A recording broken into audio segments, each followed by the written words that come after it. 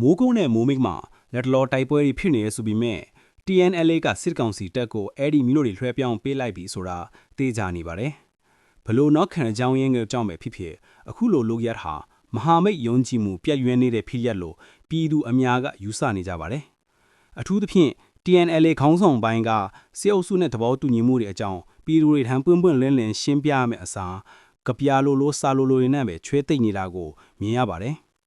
မျိုးကိုကာကွယ်ဖို့အားခဲထားတဲ့ PDF တက်တွေကတော့လက်တလောမျိုးထဲမှာရန်သူနဲ့မဟာမိတ်တွေရှုပ်ထွေးနေတဲ့အတွက်ရန်သူအသစ်ထပ်မမွေးမိအောင်နောက်ဆုတ်ပေးလိုက်တယ်လို့ယူဆပါတယ်ဒီဖြစ်ရပ်ကြောင့် PDF တွေအပါအဝင်တခြားတော်လှန်ရေးမဟာမိတ်တွေက TNLA ကိုစစ်ရေးအကျိုးမြတ်ကိုပဲကြီးတဲ့အဖွဲ့အစည်းဖြစ်ရှုမြင်လာနိုင်ပြီးရှေ့ဆက်တိုက်ပွဲတွေအတွက်ပူးပေါင်းဆောင်ရွက်မှုတွေလုပ်ဖို့ဝန်လေးလာနိုင်ပါတယ်နောက်တစ်ချက်ကတိုင်းဒေသ ERO တွေနဲ့ဗမာ PDF တွေတော်လှန်ရေးရည်မှန်းချက်မတူဘူးဆိုတဲ့တွေ့ခွဲတဲ့အယူအဆကိုပိုအားကောင်းလာသေးပါတယ်အကြမ်းဖက်စစ်တပ်တော်ကတော့ရှမ်းမြောက်တခွင်ကိုယာယီထိန်းထားနိုင်ပြီဖြစ်လို့တခြားဒေသတွေပေါ်စစ်အင်အားတွေတိုးပြီးဖိလာတာမျိုးလွတ်ခွင့်ရသွားပါတယ်အထူးသဖြင့်သူတို့ရဲ့ထိုင်ကုန်ကိုတကယ်ဖြိုချဖို့ရည်ရွယ်ထားတဲ့ဗမာတော်လှန်ရေးတပ်တွေအားကောင်းရာစကိုင်းမကွေးဒေသကိုအလုံးရင်ထိုးစစ်ဆင်တာမျိုးတွေလုပ်လာနိုင်ပါတယ်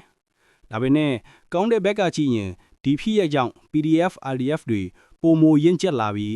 ERO တွေကိုမိခိုးအားမကိုပဲကိုဒေတာကိုနယ်မြေကိုကိုယ်တိုင်ရက်ဒီကာကွယ်ဖို့ကစစ်ရေးအရေးသွေးတွေဥပမာစစ်ရေးဗျူဟာကောင်းဆောင်မှုထောက်ပံ့ရေးစီမံခန့်ခွဲမှုစတာတွေကိုပုံမမြင့်တင်ဖို့တွန်းအားထစ်လာစေပါတယ်။နောင်ကိုလည်းမဟာမိတ်အဖွဲ့တွေအကြား TNLA ရဲ့ကိစ္စကိုသင်ခန်းစာယူပြီးမဟာမိတ်ပူးပေါင်းဆောင်ရွက်မှုဆိုင်ရာစီကံသတ်မှတ်ချက်တွေ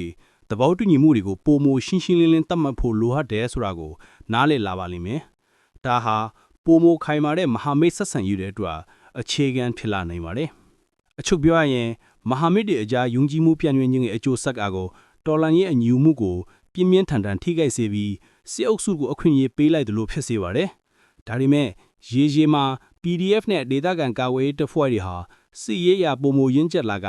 နိုင်ငံရေးရည်မှန်းချက်တူညီတဲ့တော်လှန်ရေးမဟာမိတ်တွေနဲ့ပုံမခိုင်မာတဲ့စံနှုန်းတွေချမှတ်နိုင်မယ်ဆိုရင်ဒီအကြက်တန်းဆိုင်ကနေအကျိုးမြတ်ရတယ်လို့ဆိုနိုင်မှာဖြစ်ပါတယ်။မြန်မာနိုင်ငံရေးထူးခြားတဲ့အကြောင်းအရာတွေကိုသိရှိနိုင်ဖို့မြန်မာသတင်းစုံ YouTube Channel ကို Subscribe လုပ်ထားဖို့တောင်းဆိုချင်ပါတယ်ခင်ဗျာ။ကောင်းသောနေ့လေးဖြစ်ကြပါစေ။